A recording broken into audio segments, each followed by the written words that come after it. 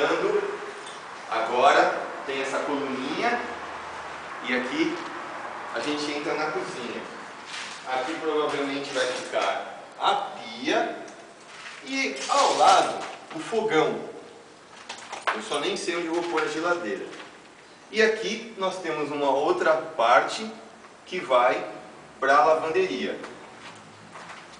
Aqui a parte da lavanderia. Tem esse muro aqui, ridículo, que eu não sei por que tem isso, mas eu acho que já vai ser arrancado em breve. Aqui nós temos o acesso ao quintal.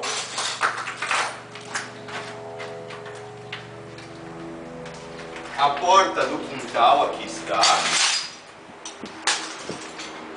Aqui é o quintal. E aqui terá a parede nova. Aqui terá uma parede. Corta, por favor.